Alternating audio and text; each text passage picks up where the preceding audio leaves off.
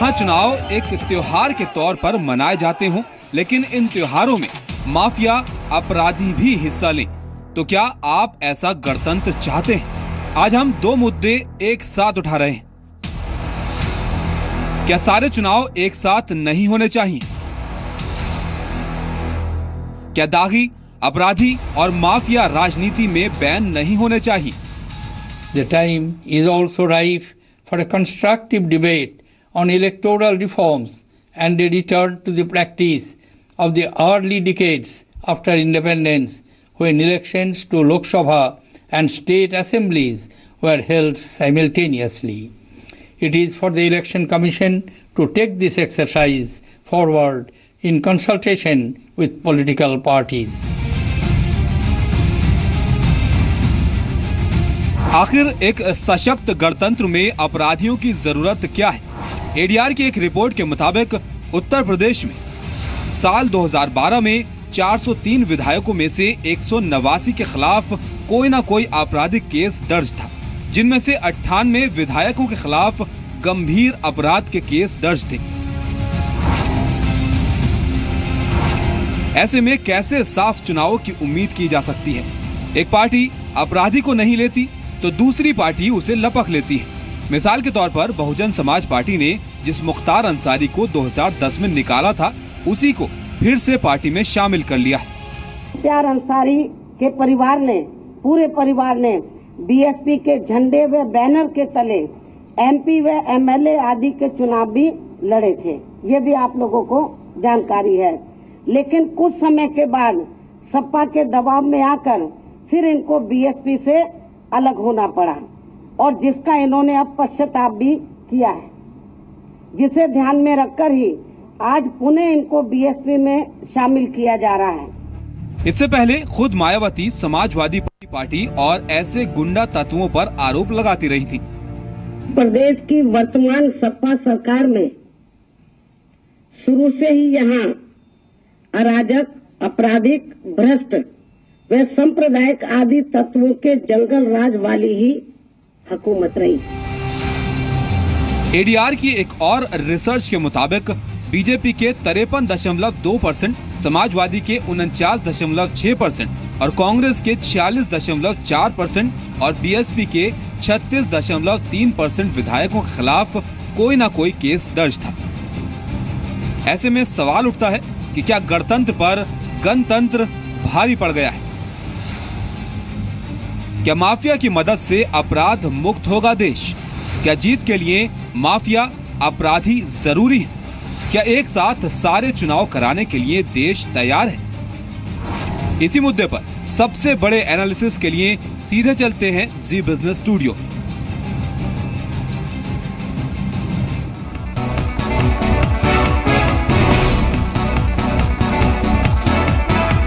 नमस्कार, मैं हूं गौरव अग्रवाल। चुनाव सुधार और दागी नेता। एक तरफ 68वें गणतंत्र दिवस की पूर्व संध्या पर राष्ट्रपति जब चुनाव सुधारों की बात करते हैं तो एक बड़ी बहस छिड़ना लाजमी है, और दूसरी तरफ जब देश 68वां गणतंत्र दिवस मना रहा हो और अपने ऊपर गर्व कर रहा हो, उस दौरान एक सूबे की बड़ी पार्टी एक ऐसे नेता को अपनी पार्टी में शामिल करे या उसकी पार्टी को अपनी पार्टी में मिलाए जिसके ऊपर बहुत गंभीर अपराधों के आरोप हो, तो ये बात करनी लाजमी है कि आखिर हम किस तरफ जा रहे हैं। एक वोट पॉलिटिक्स के लिए क्या हम ऐसी राजनीति को बढ़ावा दे रहे हैं जिसके पीछे राजनीति अपराध से जुड़ जाती है? सवाल यहां पर यही है, और इसीलिए आज हम बात कर रहे हैं चुनाव सुधार और दागी नेताओं की। और इस पर बात करने के लिए मेरे साथ एक बड़ा पैनल है। मेरे साथ इस पैनल में बात करने के लिए major general Anil Verma, retired head ADR है। मेरे साथ डॉक्टर एसवाई कुरैशी हैं, इस देश के पूर्व मुख्य चुनाव आयुक्त। मेरे साथ नावेद सिद्दीकी हैं, समाजवादी पार्टी के नेता हैं। मेरे साथ गोपाल कृष्ण अग्रवाल जी हैं, लीडर भारतीय जनता पार्टी। मेरे साथ सुलेमान मोहम्मद खान हैं, आप स्पोक्स पर्सन हैं कांग्रेस पार्टी के। और सीनियर जर्नलिस्ट अनिल आनंद मेरे साथ इस पैनल में हैं, और हम कोशिश करेंगे कि मेरे साथ इस पैनल में बहुजन समाज पार्टी के रिप्रेजेंटेटिव भी जुड़े। आप सभी लोगों का बहुत स्वागत है। लेकिन एसवाई कुरैशी साहब, सबसे पहले मैं आपके पास आऊंगा। सर, एक दिन पहले यानी कल ही जब राष्ट्रपति देश के सामने आए और गणतंत्र दिवस की पूर्व संध्या पर उन्होंने राष्ट्र को संबोधित किया, तो उन्होंने कुछ बड़ी बातें कही, और उन बड़ी बातों में एक बात चुनाव सुधार भी थी।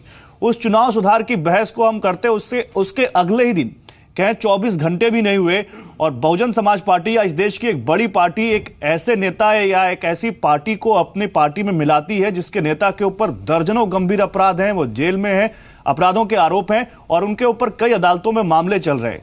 तो हमारा ये 68वां गणतंत्र दिवस मनाने का मकसद आपको किस तरफ जाता दिखता है और किस चुनाव सुधार की तरफ आपको हम बढ़ते हुए देखते हैं सर?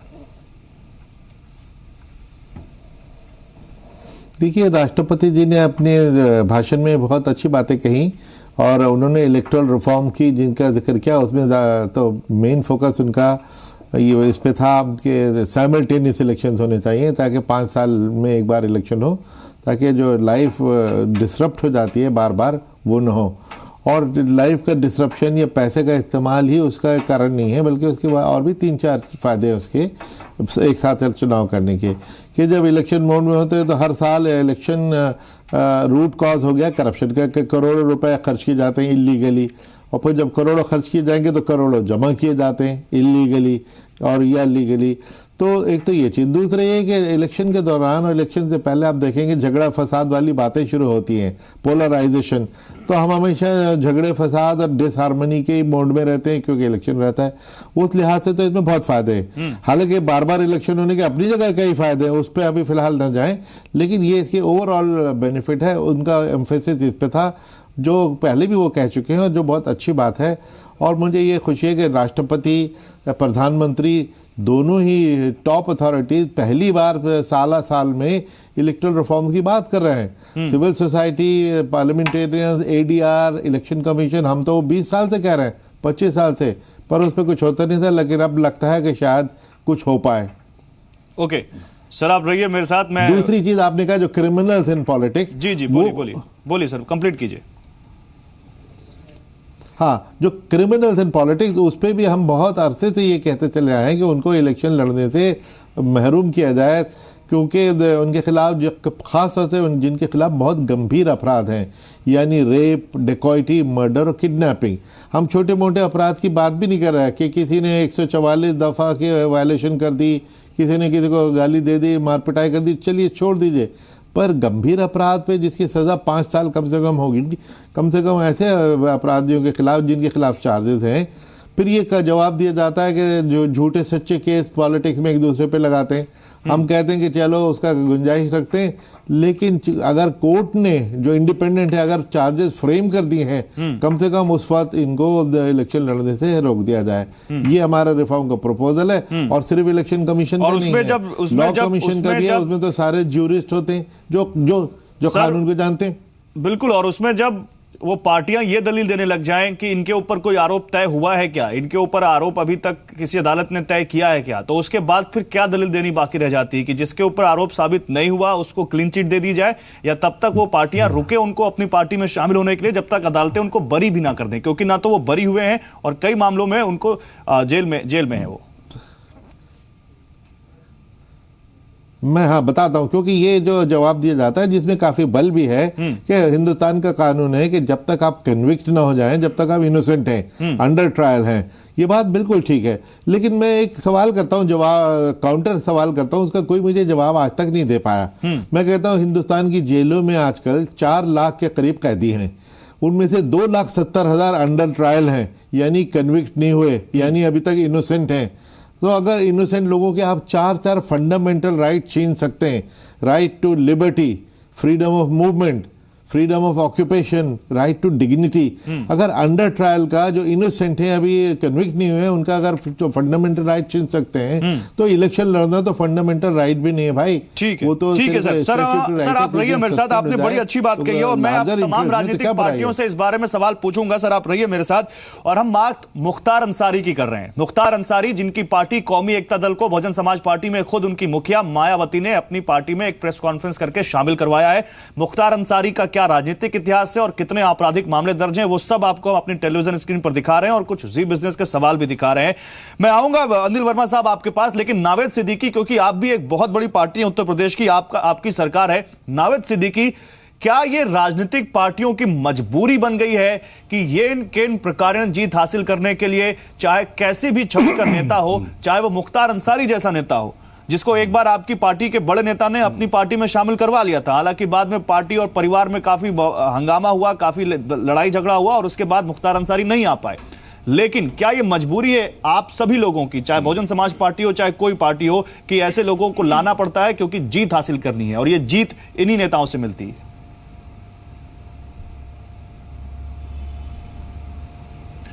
देखिए जनाब, पहले का क्या रहा इसके बारे में हम जिक्र नहीं करेंगे। हम मौजूदा की बात कर रहे हैं कि जो आज दौरे हाजिर की बात है, तो दौरे हाजिर में यह है कि आज अगर आपने काम किया है तो कोई ऐसी मजबूरी नहीं है कि आपको किसी दागी को, किसी माफिया को, किसी बाहुबली को अपने साथ लेने की जरूरत है। अगर आज आपकी तारीख में अगर आपका दामन साफ है, आपके मुखिया का दामन साफ है, बेदाग है और उन्होंने अच्छा काम किया है, तो कहीं ना कहीं उनको उसका इनाम भी जरूर मिलता है। 2012 में अखिलेश यादव जी ने यह साबित कर दिया था। डीपी यादव उनको न लेकर के पार्टी में, उन्होंने कहा था कि हम इनको पार्टी में शामिल किसी भी कीमत पर नहीं करेंगे और ये अपने स्टैंड पर वो खड़े रहे, अड़े रहे। उन्होंने कहा कि हम नहीं लेंगे और वो एक उनका जो स्टेप था, वो एक जो उनका कदम था, वो उसकी बड़ी तारीफ हुई और लोग उनके साथ बहुत जुड़े और उनके इस फैसले का बहुत लोगों ने खैर मकदम किया, इस्तकबाल किया, स्वागत किया।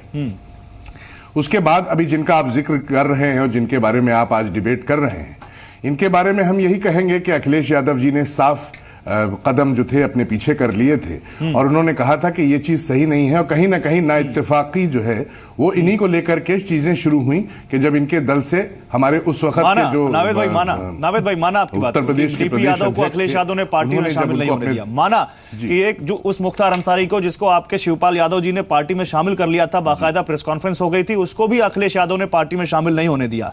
लेकिन क्या आप ये कह सकते नावेद सिद्दीकी की समाजवादी पार्टी में ऐसा कोई नेता नहीं है जिस पर इतने गंभीर मामले किसी दूसरे नेता पर हो? क्या आप ये नहीं मानेंगे कि चाहे, मैं सारी पार्टियों की बात कर रहा हूं, मैं इसमें बीजेपी को, कांग्रेस को, सारी पार्टियों को रखता हूं और सारे रिप्रेजेंटेटिव मेरे साथ हैं, उन सबसे मैं पूछूंगा, क्या आप ये नहीं मानेंगे कि ये मजबूरी है? आपने नहीं लिया, दूसरी पार्टी ने ले लिया। ऐसे लोगों के लिए ठिकाने हैं सर, आप नहीं लेंगे कहीं और चले जाएंगे। कभी ऐसा नहीं हुआ कि कोई एक नेता हो जिसको सारी पार्टी ने कह दिया कि नहीं हम इसको शामिल नहीं करेंगे क्योंकि इसका इतिहास अच्छा नहीं है?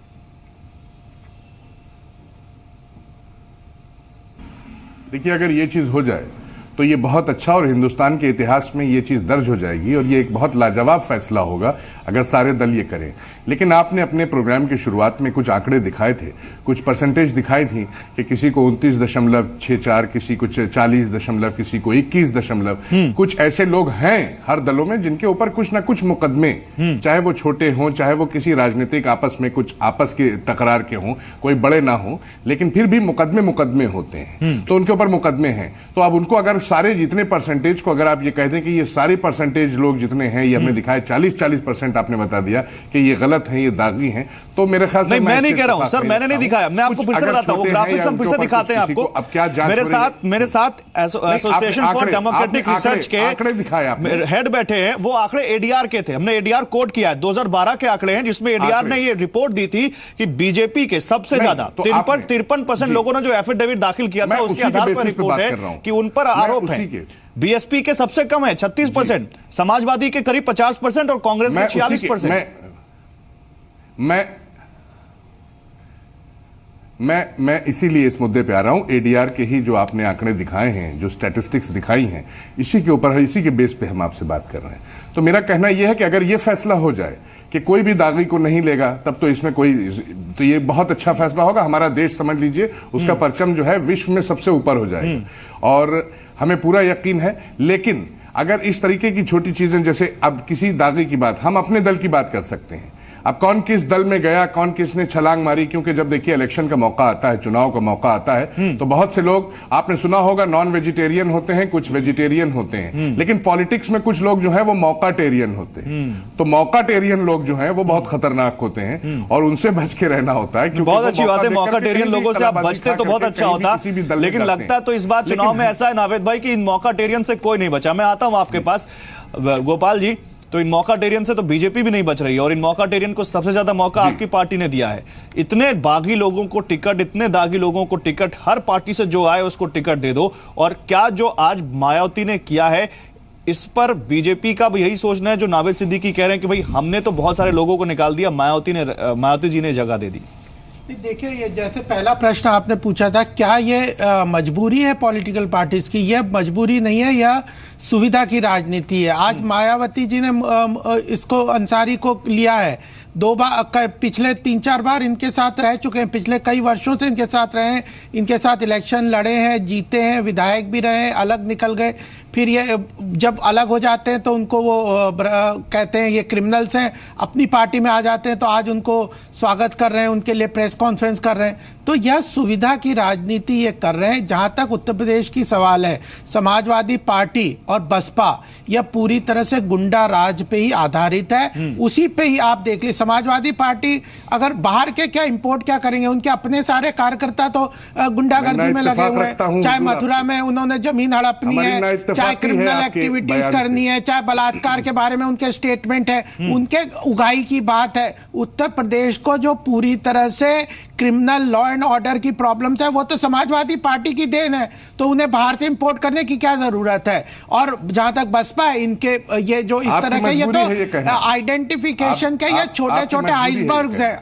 अल्टीमेटली इन पार्टियों में दोनों में गुंडे ही चला रहे हैं, उनके बल पे ये चल रही है, उनकी बैसाखियों पे ये खड़े हुए हैं और उनको कभी इसमें आ जाते हैं सपा में, कभी बसपा में, जब अलग हो जाते हैं तो गुंडा कहने लगते हैं, साथ में आ जाते हैं तो कहते हैं कि वो तो बदल गया है। इस तरह की बातें हैं। आप सपा के देख लीजिए, अतीक को देख लीजिए, डीपी यादव के साथ, तो यह बात अल्टीमेटली जो कुरैशी साहब ने कही वो बहुत जरूरी है कि इलेक्टोरल रिफॉर्म्स करने चाहिए, लेकिन वो जब तक नहीं आएंगे तब तक पॉलिटिकल पार्टीज को अपना स्टैंड लेना पड़ेगा। सर ये बातें बड़ी अच्छी लगती हैं, लेकिन ये बातें जमीनी हकीकत में जब आप लोगों की पार्टियों को खंगाले ना तो कहीं फिट नहीं बैठता। सर दिक्कत यही आ रही है। मैं सुलेमान भाई आपसे भी यही सवाल पूछूंगा। आपकी पार्टी में भी बहुत सारे लोग हैं जिनके ऊपर आरोप हैं, तो सुलेमान भाई क्या सारी हमाम में सब नंगे और सारी पार्टियां एक ही विचारधारा से चलती हैं, जिताऊ उम्मीदवार चाहे कितना भी गंभीर अपराधी हो? देखिए, मैं अभी आपके प्रोग्राम में आने से पहले थोड़ा सा इंटरनेट पे रिसर्च कर रहा था, तो मैंने 16वीं लोकसभा में ये देखा कि किस पार्टी के कितने एमपीज हैं जिनका क्रिमिनल बैकग्राउंड है। तो उसमें देखा मैंने कि आरजेडी के 5 एमपी हैं या 4 हैं, वो सभी के सब पे केसेस हैं। फिर बीजेपी के देखे मैंने कि 1/3 एमपी पे क्रिमिनल मुकदमे हैं, जिसमें से 25% जो हैं वो सीरियस गंभीर चार्ज हैं। हमारी पार्टी के भी उसमें थे 18% लोगों पे मुकदमे, जिसमें 7% पे गंभीर आरोप हैं। तो हर पार्टी में कुछ ना कुछ आपराधिक मुकदमे, जैसे कुरैशी साहब ने कहा हैं, बिल्कुल हर पार्टी के किसी ना किसी एमएलए या एमपी पे मुकदमे हैं। लेकिन जिस तरह गोपाल अग्रवाल जी अपने आप को, आपने एक अच्छी बात कही, मैं अप्रिशिएट करता हूं कि आपने एक बात बोली, लेकिन एक अच्छी बात आपने कही सीरियस चार्जेस की। मैं सारे अपराधों को नहीं इसमें ला रहा, सीरियस चार्जेस को तो कंसीडर मैंने करना बताया कि इनके 25% जो उस रिपोर्ट में लिखा था, 25% लोगों पे आपराधिक मुकदमे हैं भाजपा के, जिसमें योगी आदित्यनाथ भी हैं, साक्षी महाराज भी हैं, केशव मौर्य इनके अध्यक्ष हैं, वो भी हैं उसमें। मर्डर के मुकदमे हैं और 307 के हैं, अटेम्प्ट टू मर्डर के हैं। लेकिन अब देखिए, जो एसवाई कुरैशी साहब ने बात कही वो बहुत अच्छी बात कही इन्होंने कहा इलेक्टोरल रिफॉर्म्स होने चाहिए। हम कहते हैं बिल्कुल इलेक्टोरल रिफॉर्म्स होना चाहिए। और एक बात बहुत इंपॉर्टेंट कही, देखिए सुप्रीम कोर्ट ने जजमेंट दे दी कि भाई जो कन्विक्ट हो गया वो इलेक्शन कंटेस्ट नहीं कर सकता 2 साल से ज्यादा की, उसको सेंटेंस हो गई अगर। तो अब इन्होंने बात की रिफॉर्म्स ऐसे होना चाहिए कि जिसपे चार्जेस फ्रेम हो गए उसको इलेक्शन लड़ने की पाबंदी उसके ऊपर होना चाहिए। लेकिन कुरैशी साहब से मैं एक बात और कहना चाहूंगा, एक वकील होने की हैसियत से भी और कांग्रेस का स्पोक्स पर्सन होने की हैसियत से ज्यादा वकील होने की हैसियत से कहना चाहूंगा, सर ऐसा भी होता है, जैसे दिल्ली में तो ट्रायल कोर्ट्स में डिफरेंट माहौल है, लेकिन बहुत जगह जैसे हमने यूपी में या बिहार में देखा, जब कोई वकील चार्ज फ्रेमिंग की स्टेज पे जाता है तो अक्सर जज साहब कहते हैं कि चार्ज लगा देते हैं वकील साहब। उस पे आर्ग्यूमेंट्स बहुत कम सुनी जाती हैं। अमूमन ये मान लिया जाता है कि चार्ज फ्रेम हो गई। ये प्रैक्टिकल सिचुएशन है और ये कहने में हमें इसलिए कोई बुरी बात नहीं लग रही क्योंकि प्रैक्टिकली होता है बहुत जगह कोर्ट्स में कि भाई चार्ज फ्रेम और डिस्चार्ज होने में जब माना जाए, जब कभी डिस्चार्ज भी करती हो कोर्ट, तो ये कुरैशी साहब प्रैक्टिकली इसलिए पॉसिबल नहीं है कि at the stage of framing of charge trial court में डिफिकल्टी होती है जजेस को डिस्चार्ज करने में। और इसीलिए एक बात और सेकंड कर दूं मैं, गौरव भाई, वो ये है कि इन्होंने कहा कि भाई क्रिमिनल लॉ में जब तक आदमी गिल्टी नहीं होगा उसे इनोसेंट माना जाएगा, ये गोल्डन रूल है क्रिमिनल जूरिस्प्रूडेंस का। वही बात चलना चाहिए। और जहां तक बात है, उन्होंने कहा कि जेलों में जो बंद रहते नहीं, तो मतलब जिसके ऊपर 30 से ज्यादा गंभीर आपराधिक केस हो, जिसके ऊपर हत्या का आरोप हो, एएसपी पर बिल्कुल जानलेवा हमले का आरोप हो, जिसके ऊपर जो जेल में बंद हो, जिसके ऊपर ठेकेदार का हत्या का आरोप हो, उसको भी इसी कैटेगरी में रखते हैं। ना, मैं गौरव भाई, आप मेरी बात नहीं समझे। मेरा ये कहना है कि डी क्रिमिनलाइजेशन ऑफ पॉलिटिक्स होना चाहिए। किसी अपराधी को पॉलिटिक्स में, पार्लियामेंट में या विधानसभाओं में एंटर करने का अधिकार नहीं होना चाहिए। सुप्रीम कोर्ट ने इसमें पहल भी करी है, जजमेंट दे दी फौरन ही, पहले तो ऐसा नहीं होता था। तो मेरा ये कहना है, लेकिन उसके बाद भी बहुत से बार ऐसा होता है, ये भी हमें देना है, लार्जर पर्सपेक्टिव भी इसका देखना है कि ऐसा ना हो कि किसी का ऐसा हक ना चला जाए कि जो जा सकता है और जो सोसाइटी को गवर्नेंस में कुछ कंट्रीब्यूट कर सकता है। तो मतलब इस बेनिफिट ऑफ डाउट को किसको देना चाहिए? ये देना चाहिए हमें उस शख्स को जिसके ऊपर ये आरोप है, या बेनिफिट ऑफ डाउट जनता को मिलना चाहिए कि जब तक इनके ऊपर कोई डाउट है तब तक जनता के बीच वो जाए ही ना कोई चुनाव लड़ने, और जनता को कम से कम ऐसे लोगों का जनप्रतिनिधि बनने से बच जाए जो बाद में कहीं ना कहीं जिनके ऊपर कोई आरोप साबित हो जाए। अनिल वर्मा साहब, क्योंकि आप, मुझे लगता है कि इलेक्टोरल रिफॉर्म्स को लेकर काफी बात इससे पहले भी करते रहे हैं और आप ज्यादा अच्छे से बता पाएंगे। सर, कैसे देखें इन चीजों को, जो अगर ये पार्टी दलील दे दे कि भाई इसके ऊपर आरोप तय तो नहीं हुआ है, इसके ऊपर कोई आरोप आज तक इसको सजा तो नहीं मिली है, कन्विक्ट तो नहीं है, आरोप तो कोई भी किसी पर लगा सकता है, क्या उस कैटेगरी में मुख्तार अंसारी जैसी शख्सियत फिट बैठती है, या आपको लगता है कि नहीं, क्योंकि चुनाव जीतना है इसलिए 2012 में जिसको पार्टी से निकाला 2017 में फिर से वो प्यारा हो गया? देखिए, हमारी आजकल जो राजनीति की स्थिति है उसमें मसल पावर और मनी पावर सबसे ज़्यादा दो बड़े प्रॉब्लम्स हैं। मुखार इनकी, नकवी जी की तो मैं बताऊं, अगर A4 साइज़ के पेपर के हम जब रिपोर्ट निकालते हैं तो उनके 2-3 पेज भरते हैं, इनके केसेस इतने हैं। और स्टैटिस्टिक्स आप सबको मालूम है कि कितने हैं। 2009 की लोकसभा में 27% क्रिमिनल केसेस वाले थे, और इस तरीके से हर लोकसभा में बढ़ते बढ़ते आज वाली जो है उसमें 34% है। तो जो ग्रीवियस हीनियस क्राइम्स हैं उनको कैसे ओवरलुक किया जा सकता है? और जितनी भी अभी तक की कमीशंस और रिकमेंडेशंस हैं उसमें सब में ये बताया गया है कि जब एक चार्जेस फ्रेम हो जाते हैं and some judicial application of mind has taken place, तो उसके बाद ये सोचना पड़ेगा कि इस आदमी को टिकट मिलना चाहिए कि नहीं मिलना चाहिए। मैं हर बार यही चीज़ बोलता हूँ कि हमारे देश में दूसरे मापदंड क्यों हैं, पॉलिटिशियंस के लिए एक और कॉमन आदमी के लिए एक। चाहे आप इनकम टैक्स ले लीजिए, चाहे RTI ले लीजिए, चाहे इंडियन पीनल कोड ले लीजिए, आपको एक चपड़ासी की नौकरी नहीं मिलेगी अगर आपके ऊपर पुलिस केस है। और law breakers can't be law makers, ये भी किसी कमीशन में या सुप्रीम कोर्ट की जजमेंट में बोला है।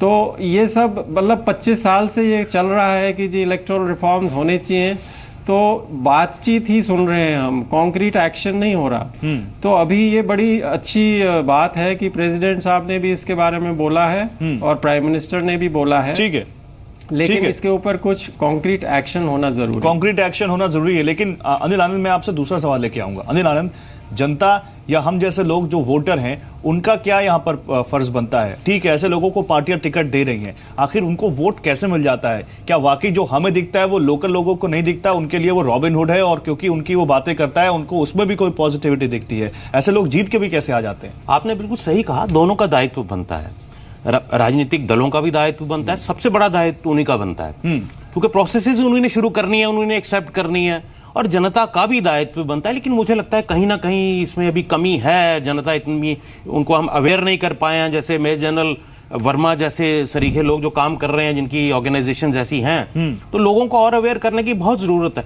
मैं दो बातें कहना चाहूंगा। हमारी डिबेट कुछ आज भटक रही है, किसके पार्टी में कितने क्रिमिनल क्रेडेंशियल्स वाले लोग हैं, किसने आज दो, एक तो बड़ी डेवलपमेंट थी और एक घटना घटी है। आज डेवलपमेंट थी कि जब राष्ट्रपति जी ने खुद कहा कि एक नेशनल इलेक्शन एक होना चाहिए, क्योंकि इलेक्टरल रिफॉर्म में एक बहुत बड़ा इलेक्टरल रिफॉर्म ये भी हो सकता है अगर ये पॉसिबल हो। इस पे बहुत डिबेट होने की गुंजाइश है। डिबेट तभी होगी अगर कुछ स्टेप्स लिए जाएं। बदकिस्मती से स्टेटमेंट्स दी जाती हैं, रिजल्ट शो किया जाता है, उससे आगे किसी भी पार्टी ने, दल ने, जब भी वो पावर में आए हैं, आगे उसके आगे बढ़ के कुछ नहीं किया।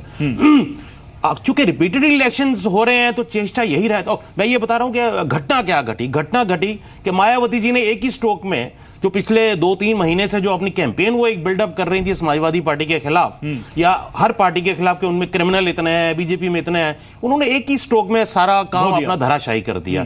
और इस आर्ग्यूमेंट को भी उन्होंने, क्योंकि बहुत बड़ा दल है, इस आर्ग्यूमेंट को भी उन्होंने वीकन करने की कोशिश की है कि साहब क्रिमिनल लोग को पार्टीज को परहेज करना चाहिए, उनको टिकट नहीं देना चाहिए, उनको अपनी पार्टी में शामिल नहीं करना चाहिए। तो मुझे लगता है समय आ गया है और बड़ी तवक्को थी कि सब हमें इतने एक बड़े प्रखर प्रधानमंत्री मिले, अच्छी मेजॉरिटी लेके आए, लेकिन इस पहलू पे, इलेक्टोरल रिफॉर्म के पहलू पे, इस पे आगे पेशकदमी होना बहुत कमी है। और जब तक रूलिंग पार्टीज चाहे वो स्टेट में हो, खासकर सेंटर में, इनिशिएट तो उनको करना है। ठीक है, तब तो अगर कुछ पार्टीज लामबंद नहीं हो सकती तो उनको एक्सपोज किया जाता है जनता के बीच में। बिल्कुल बिल्कुल, तब तो नावेद सिद्दीकी बहुत खुश होंगे आप, क्योंकि आपके ऊपर सबसे ज्यादा गुंडा पार्टी होने का आरोप लगता है। विपक्षी पार्टियां, खासकर मायावती तो जब भी प्रेस कॉन्फ्रेंस में आती तब आपको गुंडों की पार्टी कहती हैं। और आज तथाकथित तौर पर जिनके ऊपर इतने बड़े आपराधिक मामले चल रहे हो, वो आज मायावती की पार्टी में चले गए। आपके पास एक बढ़िया आर्ग्यूमेंट आ गया आज। अब इसी से अंदाजा लगा लीजिए कि आदरणीय मायावती जी की सोच क्या है, उनकी जहनियत क्या है। जिस दिन अखिलेश यादव जी अपनी ओथ शपथ लेकर के उतरे थे, उसी दिन उन्होंने कह दिया था ये गुंडों की पार्टी है, ये गुंडों के हाथ में सत्ता आ गई है। और लगातार उनकी एक ही स्क्रिप्ट रहती है, वो जो पीसी करती हैं, पीसी में उनकी एक ही स्क्रिप्ट रहती है कि राष्ट्रपति शासन उत्तर प्रदेश में लगा दिया जाए। तो ये लगातार उन्होंने जब भी वो किया, अपनी ये पीसी की तो राष्ट्रपति शासन लगवाया, गुंडों की पार्टी बताई। और वो ये नहीं देखती, ये नहीं जानती कि गुंडों को किस तरह से अखिलेश यादव जी नापसंद करते हैं। और उन्होंने ये कई बार कह दिया है कि अगर दामन साफ है तो मेरे पास आओ, अगर दामन में एक भी दाग है तो हम ऐसे इंसान को पसंद नहीं करेंगे। मंच के ऊपर भी जो लोग करीब उनके जाने की कोशिश करते हैं, उनको भी वो हाथ से किनारे कर देते हैं कि नहीं, आप मेरे करीब मत आइए क्योंकि आपके दामन पे दाग है। तो ऐसे लोगों को फिर बाद में मीडिया दिखाता है कि देखिए मंच से इन्होंने इनको हटा दिया। तो अखिलेश यादव जी एक साफ छवि के इंसान है। एक सर एक चीज और दिखाते हैं, सर एक चीज और दिखाते हैं और एक चीज और पूछते भी हैं आपसे। एक और चीज पूछना चाहूंगा नावेद सिद्दीकी, एक और चीज अच्छी आपने याद दिलाई, एक और चीज पूछना चाहूंगा मैं आपको, क्योंकि अक्सर समाजवादी पार्टी के प्रतिनिधियों से मैं पूछता हूं ये सवाल। सर अखिलेश यादव ही वो मुख्यमंत्री हैं जिन्होंने गायत्री प्रजापति को अपनी कैबिनेट से हटाया था। आपको मालूम होगा, गायत्री प्रजापति को उन्होंने हटाया था। आज गायत्री प्रजापति के सारे दाग धुल गए क्या सर? क्योंकि अखिलेश यादव के हाथ में पार्टी है और गायत्री प्रजापति पार्टी में भी है और टिकट भी है।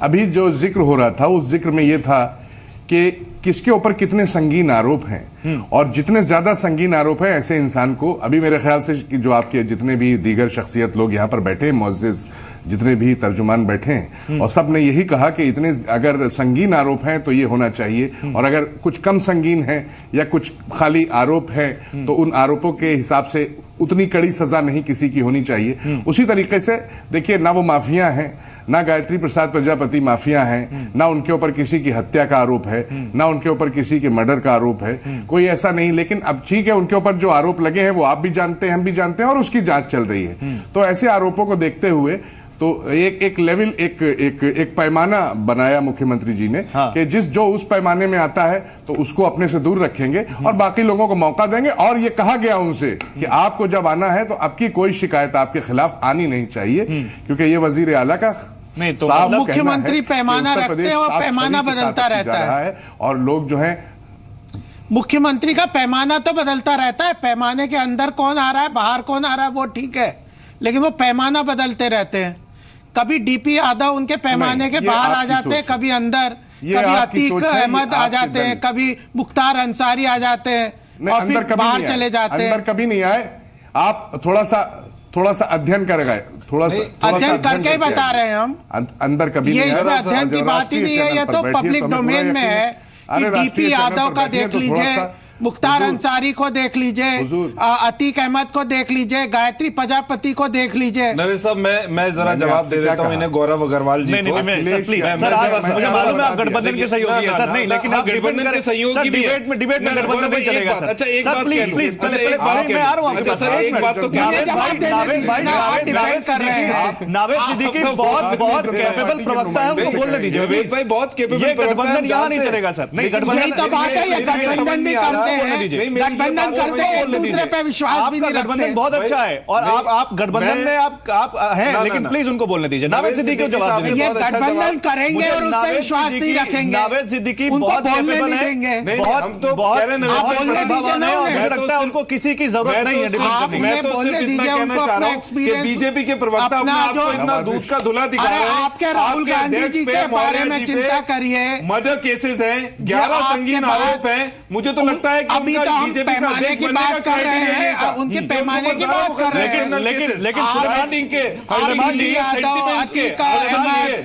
मुख्तार अंसारी, गायत्री प्रजापति, इनके बारे में सुलेमान खान साहब एक बात बताइए, एक बार आपने डिफेंड किया सुलेमान मोहम्मद खान, आपको ऐसा दूध का धुला दिखा रही है जैसे ये सारे लोग अच्छे नहीं सुलेमान मोहम्मद खान, सुलेमान मोहम्मद खान एक रुकिए, नावेद भाई आप जवाब दीजिए, मैं आ रहा हूं आपके पास। सुलेमान मोहम्मद खान मैं ही कह रहा हूं कि आप जिस तरह से बोल रहे हैं अपने आप को ऐसा दूध का धुला दिखा रहे हैं सर, दूध की धुली।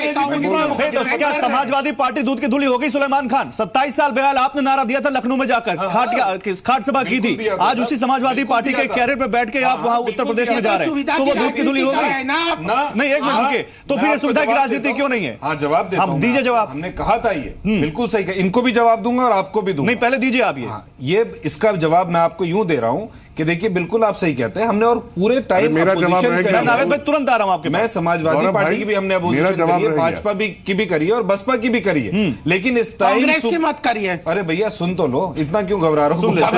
सुनिए तो हम समझ रहे हैं आप बहुत स्टिकी विकेट पे हैं चुनाव में, आपके नोटबंदी का आपको जवाब देना है, लोग स्वागत कर रहे हैं, कोई कह रहा था जूतों वूतों से स्वागत कर रहे हैं, कोई कुछ और कह रहा था, राजनाथ सिंह जी ने पंजाब में कहा। मुद्दे पर आइए सुलेमान खान, मुद्दे पर आइए, कम से कम सुलेमान खान मुद्दे पर आइए, उनके पास जाना है।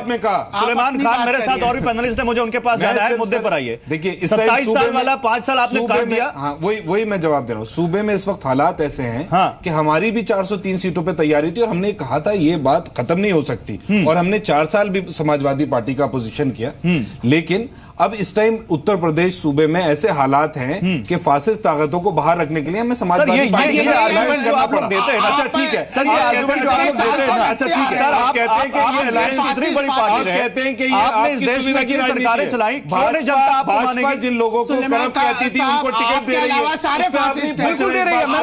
मैंने तो पूछा सारे दागी सारे बागी सब टिकट नहीं पूछ रहे, आप ये नहीं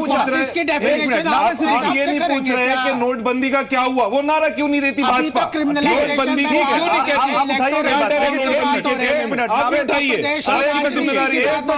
नावेद सिद्दीकी की बात पूरी हो जाए।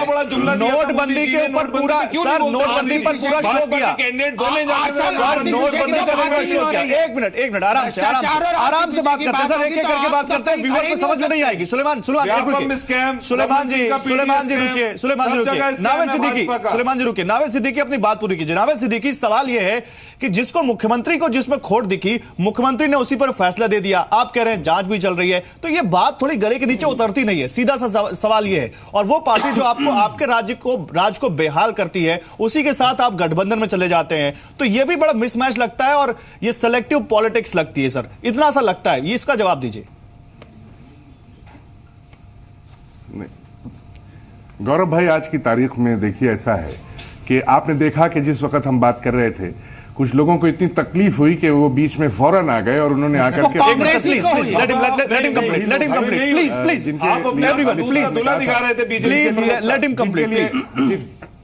बोलिए नावेद सिद्दीकी बोलिए। सुनिए, जिनके लिए गालिब साहब ने कहा है गालिब साहब का एक बहुत खूबसूरत शेर था कि कोई उम्मीद बर नहीं आती, कोई सूरत नजर नहीं आती, और काबा किस मुंह से जाओगे गालिब, शर्म तुमको मगर नहीं आती। आज जो इतने वादे किए हैं, जनता से जो ख्वाब दिखाए हैं, ख्वाब दिखाने के बाद जो जनता की जो आवाम की पीठ में जो खंजर उतारा है, तो जनता सब देख रही है, परेशान है, इसीलिए ये घबराए हुए हैं। और जब इंसान घबराता है तो बीच में बोलता है, वो अपने ट्रैक से हट के दूसरे के ट्रैक में आता है, वो लोगों की बात को काटने की कोशिश करता है। उसकी बात का अंदाज, उसका लबो लहजा, ये देखिए, ये देखिए, देखिए, ये देखिए। अरे तो आप कह रहे हो जो बीच में बोला, तो यही तो बात कह रहा था कि ये इनकी परेशानी है, ये इनकी हुजूर गोपाल जी, ऐसा है कि आप पहली बार कंप्लीट कीजिए सर, कंप्लीट कीजिए सर, कंप्लीट कीजिए सर, कंप्लीट कीजिए, उसके बाद आप अपनी कहिएगा। आप कंप्लीट कहेंगे, हम अपनी कहेंगे। जी मैं यही कह रहा हूं कि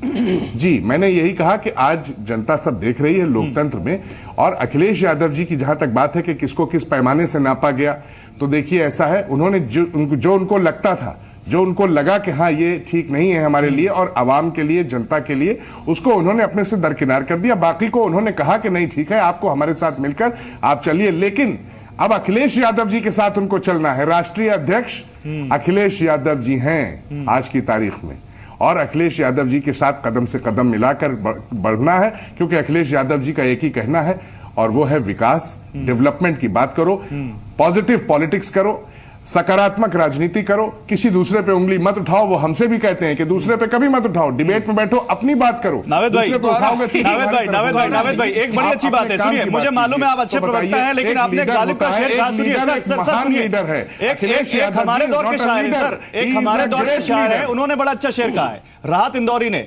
और उन्होंने कहा कि सियासत में जरूरी है रवादारी, समझता है वो रोजा तो नहीं रखता, अफ्तारी समझता है। नहीं, अरे तो गालिब साहब भी हमारे दौर के नहीं है। ये रवादारी निभाई जा रही है अखिलेश यादव की तरफ से, जो आप कहने की कोशिश कर रहे हैं। मैं अनिल आनंद कुछ कहना चाह रहे हैं। अनिल आनंद, ये जो बात नावेद सिद्दीकी कह रहे हैं, ये एक्सेप्टेबल है? गालिब साहब हमारे दौर के नहीं है भाई। ठीक है सर, अच्छी बात है, लेकिन आप ज्यादा जानते हैं शेरो शायरी के बारे में। अच्छा लग रहा है, नावेद साहब आज बड़ी हाई मॉरल ग्राउंड लेके चल रहे हैं। अच्छा मौका भी है, इनके पास दस्तूर भी है। इन्होंने शायर गालिब का शेर कहा, तो एक शेर में इनकी नजर करता हुआ अपनी बात आगे करता हूं कि नजर उनकी, ज़बां उनकी, मैं किसको मोहतबर जानूं, नजर कुछ और कहती है, ज़बां कुछ और कहती है। अब आप भी वही कह के आगे निकल गए। अब एक प्रकरण नया आ गया, एक मौका आपको मिल गया। बेसिक क्वेश्चन जो है नाविद साहब, उस पर एड्रेस होना चाहिए। Basic question is criminalisation of politics.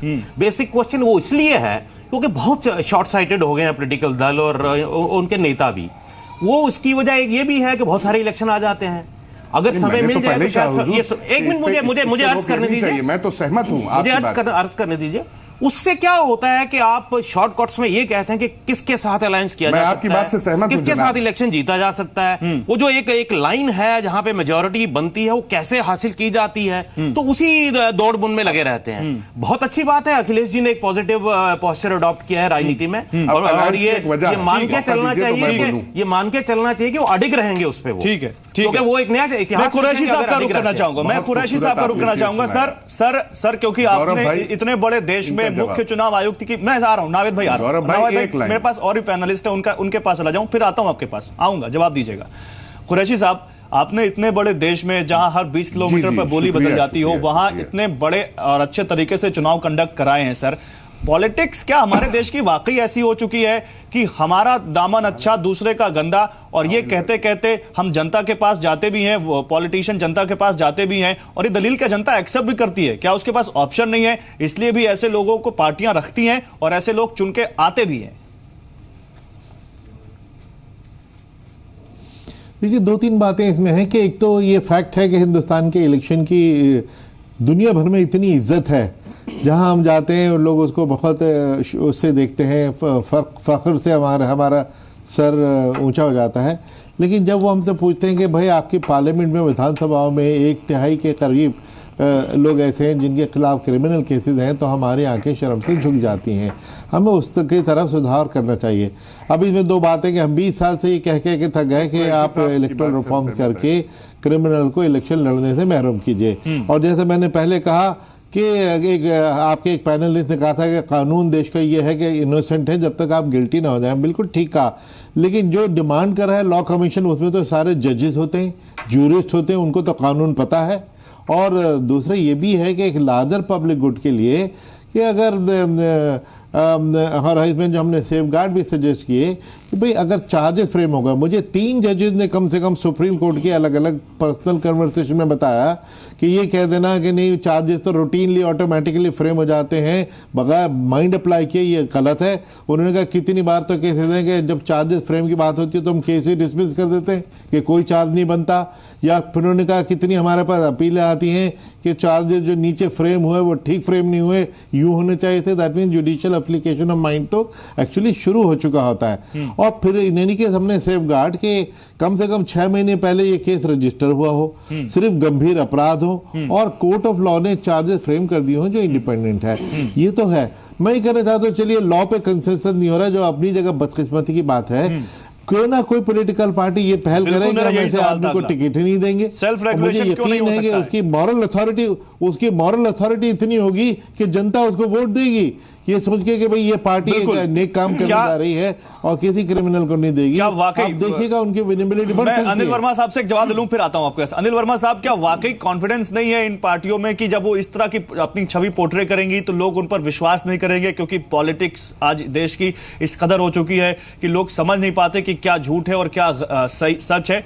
क्या कॉन्फिडेंस नहीं है इस तरह की पॉलिटिक्स करने का हमारे देश में नेताओं को? अब ये तो मैं बता नहीं सकता कि कॉन्फिडेंस है कि नहीं है, लेकिन इतना ज़रूर है कि जो व्यवस्था अभी चल रही है क्रिमिनलिटी और मनी पावर की पॉलिटिक्स में, वो हमारी डेमोक्रेसी के लिए अच्छी नहीं है। और जब तक ये नैतिकता की बात और ये कि भाई सही आदमी को चुने, ठीक आदमी को चुने, ये नहीं समझ में आएगी पॉलिटिकल पार्टीज के, तो फिर सुधार कैसे होगा? क्योंकि इनिशिएटिव तो इन्हीं को लेना पड़ेगा। यही लोग सत्ता में आते हैं, यही सरकार चलाते हैं, इन्हीं का काम है गवर्नेंस करना। तो अगर इलेक्शन ही एक ऐसा वो बन गया है जिसमें सबसे ज्यादा करप्शन होता है, सबसे ज्यादा ब्लैक मनी का इस्तेमाल होता है, तो फिर कैसे सुधार होएगा? बिल्कुल बिल्कुल। गोपाल कृष्ण साहब, कैसे होगा सुधार? किसी को तो आप करनी पड़ेगी ना, यहाँ पर पहला कदम किसी को तो उठाना पड़ेगा। बिल्कुल। देखिए, एक महत्वपूर्ण बात आपने पहले भी उठाई थी कि डेमोक्रेसी में पब्लिक ओपिनियन का बहुत बड़ा महत्व है, रोल भी है। केवल महत्व की बात नहीं, पब्लिक ओपिनियन का एक रोल है जो जनता को भी निभाना पड़ेगा। पॉलिटिकल पार्टीज, आज कोई भी चीज अगर पॉलिटिकल पार्टीज अपनी मैनिफेस्टो में लाती है या कोई भी चीज करती है, वो कहीं ना कहीं पब्लिक डिमांड के ऊपर बेस करके भी करती है। तो देखिए, भारतीय जनता पार्टी अलग नहीं है इससे। भारतीय जनता पार्टी में भी बहुत सारे लोगों पर आपराधिक मामले चल रहे हैं। और एक और बात बता दूं, इस बार जितनी टिकट बांटी है आप लोगों ने, उसमें बहुत सारे ऐसे लोग हैं जो दूसरी पार्टियों के हैं, निकाले गए हैं या छोड़कर आए हैं और जिन पर कई आपराधिक मामले हैं। अपनी पार्टी छोड़िए, आपने दूसरी पार्टी के दागियों को टिकट बांटे हैं सर। नहीं, देखिए, ये जो समस्या है, मैं इसीलिए कह रहा हूं, इसमें तीनों का रोल है। पॉलिटिकल पार्टीज को भी सेल्फ रेगुलेशन करना है और उनको अपने आदमियों को इस तरह की चीजों को नहीं करना चाहिए। पब्लिक का भी बहुत बड़ा रोल है, पब्लिक ओपिनियन और पब्लिक की वोटिंग पैटर्न, उसका भी बहुत महत्वपूर्ण रोल है, और इलेक्शन रिफॉर्म्स का भी।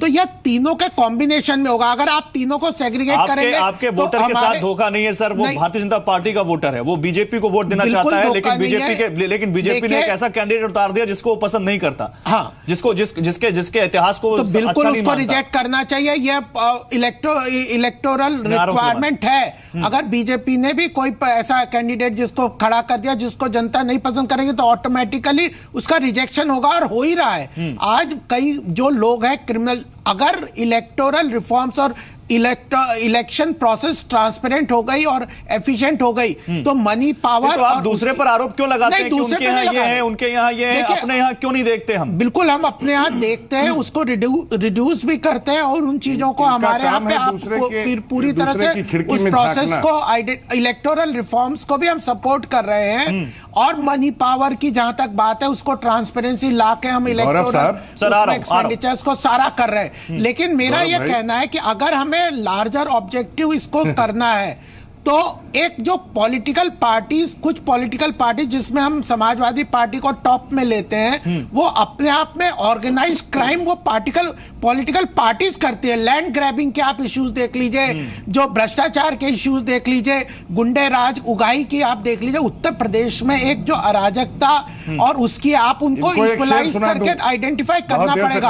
अभी वेस्ट बंगाल में आप देख लीजिए, केरला में आप देख लीजिए, कंप्लीट कीजिए। तो जो केरला में प्लेटफॉर्म में नावे सिद्दीकी, जो पॉलिटिकल पार्टीज क्रिमिनलाइज्ड एक्टिविटी करती है, सर उनको थोड़ा स्पेस दीजिए, आपको रोकना ही पड़ेगा, थोड़ा सा बात को आपको डिबेट में एक्सपोज करना पड़ेगा। गौरव जी, आपकी बहुत अच्छी बात थी और सब पॉलिटिकल पार्टीज को इसमें कंट्रीब्यूट करना चाहिए। सब ये चाहते हैं बड़ी नीट एंड क्लीन पॉलिटिक्स हो, डीक्रिमिनलाइजेशन ऑफ पॉलिटिक्स हो। मैं ये कहना चाहता हूं, अगर आप देखेंगे और स्टैटिस्टिक्स निकालेंगे कि कांग्रेस पार्टी के जो लीडरशिप है और राहुल गांधी जी के जब से उन्होंने लीड करना पार्टी को शुरू किया है और एक्टिव है, तब से ये डिस्करेज करा जाता है कि किसी क्रिमिनल बैकग्राउंड से कांग्रेस पार्टी डिस्करेज करती है पार्टी में, लेकिन दूसरी पार्टी के पास ऐसी पार्टी के पास जाती है, मैं कैसे सुन लूं? आप मेरी बात का जवाब नहीं दे, मैं कुछ और कह रहा हूं। आप ऐसी पार्टी के साथ गठबंधन कर लेते हैं जिसकी बिहार में भी। अच्छा ठीक है, चलिए अब मैं इसका भी जवाब देता हूं। मैं समाजवादी पार्टी को भी डिफेंड करूंगा। नवेद भाई आप चुप रहना। आप राहुल गांधी जी ने, नवेद भाई इनका जवाब दे दो, आपको चुप रहना। हाँ, मैं आपसे इसलिए कह रहा हूँ, आपको क्या हो गया? हमने कह दिया, आप क्यों परेशान हो रहे हैं नवेद भाई? हम ये कह रहे हैं, हम आपका भी जवाब देंगे अभी। यही बता रहे हैं, अरे भैया, आप बच्चों की तरह रो रहे हैं गोपाल जी आज। आप परेशान हो गए। आप केशव प्रसाद मौर्य को नहीं देखते? उसका तो पैरामीटर ही यही था आपके बीजेपी के अध्यक्ष का, 302 के और गंभीर आरोप तमाम राइटिंग के। आप ये चाहते मैं ये सब कहूं, मैं ये सब कहूं आपसे, योगी आदित्यनाथ का बोलूं? आप मेरे सवाल मैं ये कहना चाह रहा हूं कि जब राहुल जी यूथ कांग्रेस के इंचार्ज थे और इलेक्शन सिस्टम शुरू हुआ 2008 में और यूथ कांग्रेस के इलेक्शन के लिए पर्चा भरा जाता था, उसमें एक सेक्शन था, क्योंकि मैंने भी लड़ा था 2009 में और अल्हम्दुलिल्लाह जीता भी था मैं चुनाव। उसमें एक पर्चे में एक सेक्शन था कि जिसके ऊपर क्या क्या आपराधिक मुकदमे हैं, उसके बाद उसकी स्क्रूटनी होती थी और स्क्रूटनी में जिसका आपराधिक मुकदमा गंभीर निकलता था उसका नॉमिनेशन कैंसिल होता था। ये हुआ है हमारे साथ, लोगों के साथ, हमारी पार्टी में, यूथ कांग्रेस में। तो हमारी तो ग्रास रूट लेवल से, एनएसयूआई यूथ कांग्रेस लेवल से 2008-9 से क्लीनिंग ऑफ पॉलिटिक्स शुरू हो गई। सर मैं मान गया, और इसीलिए इसे डिस्करेज भी किया जाता है। उन्हीं राहुल गांधी ने, लालू प्रसाद यादव जी को कहेंगे, मेरी बात सुनिए, उन्हीं राहुल गांधी ने जिसकी आप तारीफ कर रहे हैं, ऐसी पार्टी के साथ गठबंधन किया है, उसका भी जवाब जिसकी पार्टी को आप गुंडों की पार्टी कहते हैं। हाँ, वो उसका भी मैं, पार्टी के 5 साल को आप बेहाल शासन कहते हैं। मैं आपको जवाब, उसी पार्टी के साथ मैंने आपको जवाब दिया, उसका मैंने आपको जवाब दिया। देखिए बिहार का भी दीजिए। हाँ दे रहा हूं, उसका भी दूंगा। मैं तो खुद कह दिया कि हमने बिल, राहुल गांधी जी ने बिल फाड़ दिया तो सुप्रीम कोर्ट की जजमेंट को ओवरटर्न करने के लिए। अब आप कहेंगे अलायंस क्यों कर लिया? अब अलायंस पार्टनर तो नीतीश कुमार जी भी थे हमारे, तो उनसे भी सवाल पूछे गए, उनसे भी सवाल पूछे गए, मैं आपसे कहना चाहता हूं के साथ कैसे चलेगा? वो बिहार में भी ये सिचुएशन थी, हम क्या करते? तो ये माने क्या करते कि फासिस्ट ताकतों को आने देते? अब आप हम लालू जी और नीतीश कुमार जी ये माने समाजवादी पार्टी को सुनने के लिए प्रॉब्लम क्या है? मैं आपसे मुझे ऑब्जेक्शन क्या है? मुझे आपसे जरा सा ये ऑब्जेक्शन है, मतलब हेल्दी वे में ऑब्जेक्शन है, आप नाराज मत होइएगा। बिल्कुल, मेरा ऑब्जेक्शन आपसे ये है कि आप बार बार समाजवादी पार्टी को कहते हैं कि गुंडों की पार्टी है और हमने उन्हें, मैं नहीं कहता, ये नहीं कह रहे, हम कह रहे हैं। आपने कहा कि मायावती की मैं आपको 20 प्रेस कॉन्फ्रेंस सुना सकता हूँ, आपकी भी सुना देंगे। कांग्रेस भी कहती थी। अरे गोपाल जी, आप सुन, तो इतना क्यों परेशान हो रहे हैं? गोपाल जी बोलने दीजिए। हम कहते हैं कि भाजपा क्या दूध की धुली है, बिल्कुल साफ है, या मायावती हाई मॉरल ग्राउंड लेती थी? अरे आप सुन नहीं रहे यार, आप सुनिए भी तो गोपाल जी, पहले बात तो पूरी सुनिए। आप इतना क्यों परेशान हो जा रहे हैं? बात को आप काट देते, हमें पता है आप हार रहे हैं बुरी तरह से, बौखलाइए मत, सुनिए बात को। मैं ये कहना चाह रहा हूं कि आप, Mayawati ji high moral ground लेती थी, आज मुख्तार अंसारी जी को उन्होंने ज्वाइन करा दिया, अब कल से वो क्या बोलेंगी? आप गोपाल कृष्ण अग्रवाल जी, आप बोल रहे हैं यहां पर कि हम दूध के धुले हैं। आपके जो भाजपा के अध्यक्ष हैं उन पे कितने संगीन आरोप हैं? योगी आदित्यनाथ पे कितने आरोप हैं? साक्षी महाराज पे कितने आरोप हैं? जहां तक हमारी बात है, हमने पहले ही कहा कि इस वक्त उत्तर प्रदेश के जो सूरत हाल है उसमें फासिस्ट ताकतों को बाहर रखने के लिए हमने समाजवादी पार्टी का चयन किया। मध्य प्रदेश की, एक मिनट गोपाल, आप ये बताइए, सुलेमान खान आप एक अच्छे वकील हैं, सब कुछ सही चल रहा है? सुलेमान सुनिए, क्या मध्य प्रदेश की लॉ एंड ऑर्डर सिचुएशन खराब नहीं है? क्या रेप रेट है वहां पर मध्य प्रदेश में? बड़े अच्छे डेटा हमने दिखाए थे कल। सुनिए, सुलेमान खान आप एक अच्छे वकील हैं, अच्छी दलील रख रहे हैं, लेकिन सुलेमान खान क्योंकि दूसरे की दामन अगर दागदार है तो हम भी अपने दामन पर दाग लगा लें? नहीं, ऐसा हम भी अपना दामन गंदा कर लें? क्या करें? आप बताइए क्या करें? आप उस पार्टी को बढ़ाइए, आप ये चाहते हैं पार्टी को बढ़ाइए जिसकी तारीफ अभी आप कर रहे थे। मुझे तो ऐसा लगने लगा कि पार्टी को बढ़ाइए, नहीं, समाजवादी पार्टी और कांग्रेस का अलायंस हो गया, ये तकलीफ की बात है। तकलीफ की बात नहीं है सर, तकलीफ की बात नहीं है। डीक्रिमिनलाइजेशन ऑफ पॉलिटिक्स के लिए कांग्रेस पार्टी सबसे आगे। हाँ, ऐसे हर रिफॉर्म में कांग्रेस पार्टी सबसे आगे केवल होगी शब्दों में जहां ना। पर इलेक्टोरल रिफॉर्म्स होंगे। अरे आप शब्दों में है ना। आप हमारे किसी नेता पे ऐसा बताइए जो ऐसे गंभीर आरोप के हमने चीफ बना दिया हो किसी को। सर ऐसा भी नहीं कि कांग्रेस की किसी नेता पर कोई आरोप नहीं है। ऐसा बॉडी की कांग्रेस के अहम ओहदे पे हमने रख दिया हो, अहम ओहदे पे हमने रख दिया हो। You made point. भाजपा की सरकार में क्या है, जो करप्ट है उन्हें प्रोटेक्ट किया जा रहा है, चाहे वो शिवराज सिंह चौहान हो, चाहे वसुंधरा राजे हो, चाहे रमन सिंह हो। मैं अनिल आनंद के पास आऊंगा, लेकिन उससे पहले नावेद सिद्दीकी कुछ कहना चाहते थे। नावेद सिद्दीकी अपनी बात कहिए, फिर मैं फाइनल कमेंट लूंगा अनिल आनंद से। बोलिए।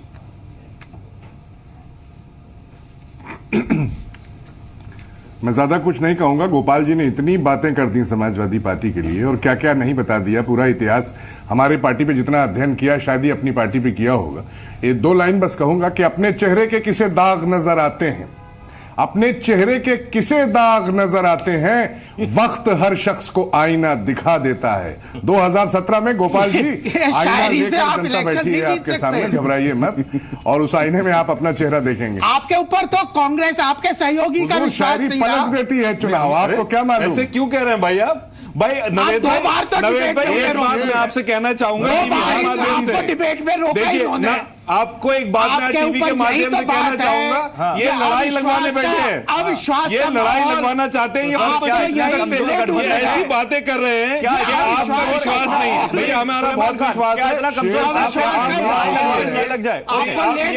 ओके, मेरे पास समय नहीं, मेरे पास समय नहीं। नोटबंदी पे क्या कहेंगे? मेरे पास समय नहीं, मेरे पास समय नहीं। बिल्कुल नोटबंदी पर भी, नोटबंदी का वर्डिक्ट देंगे, नोटबंदी का वर्डिक्ट देंगे।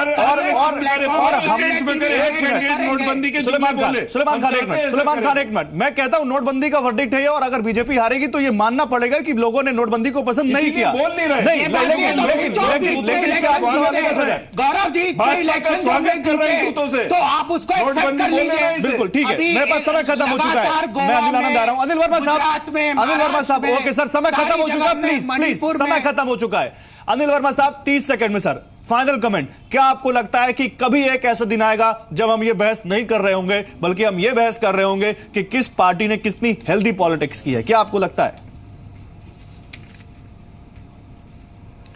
ये जिस प्रकार से अब आप डिबेट ही देख रहे हैं, ये एक दूसरे को ही the pot keeps calling the kettle black वाली बात है। जब तक ये खुद समझ में नहीं आएगा कि हमें अच्छे लोगों को खड़ा करना है, और अगर विनेबिलिटी ही एक फैक्टर रह जाएगा तो इसी प्रकार से चलता रहेगा। ओके, बेशक। अनिल आनंद फाइनल देखिए, बहुत बड़ी बात कही। मैं पहले कह चुका हूं कि सिर्फ विनेबिलिटी कैसे जीता जाए, कैसे मेजोरिटी कॉबल की जाए, उसी मेरा कहना है कि एक तो पॉलिटिकल पार्टीज कुछ चीजें अभी भी कर सकती हैं, वो उनको करनी है, करनी चाहिए थी। बल्कि ये एक टेस्ट था 5 असेंबली इलेक्शन, जिसमें यूपी जो है बहुत बड़ा। नहीं, आपको लगता है कि हर पार्टी कह रही है कि हमने बड़ी साफ राजनीति की है, हमने बड़ा अच्छा काम किया है, ये जो आज डेवलपमेंट जिसकी आप बात कर रहे हैं, इसका यूपी इलेक्शन पर असर पड़ेगा? से इस कटघरे में सब खड़े हैं। अगर ये कोई कह रहा है कि हाँ डिग्री वेरी कर सकती है, किसने कितनी स्वच्छ राजनीति की, कितने कितनी घटिया की, या कितने डिफेक्टर को शरण दी, डिग्री वेरी कर सकती है, लेकिन ये बदकिस्मती है और हकीकत है कि किसी ने भी रिजॉल्व सही मायने में नहीं दिखाया कि राजनीति को साफ करना है, ठीक है, इलेक्टोरल रिफॉर्म्स लाने हैं। ओके, तो मुझे लगता है इस पे पेशकदमी अब सीरियसली करनी चाहिए और प्रधानमंत्री जी को इसमें लीड लेनी चाहिए। ठीक है, बहुत शुक्रिया सर आपका, और आप सभी लोगों का बहुत शुक्रिया हमारे साथ जुड़ने के लिए। तो कुल मिलाकर बात यहां पर यही है कि चुनाव सुधार और दागी नेता, ये दोनों सब्जेक्ट या दोनों विषय एक दूसरे से जुड़े हुए हैं, और उम्मीद करते हैं कि एक दिन आएगा जब हम चुनाव सुधार और दागी नेता के बजाय अच्छे चुनाव और अच्छे नेताओं की बात कर रहे हैं। बिग स्टोरी वीडियो पर नमस्कार।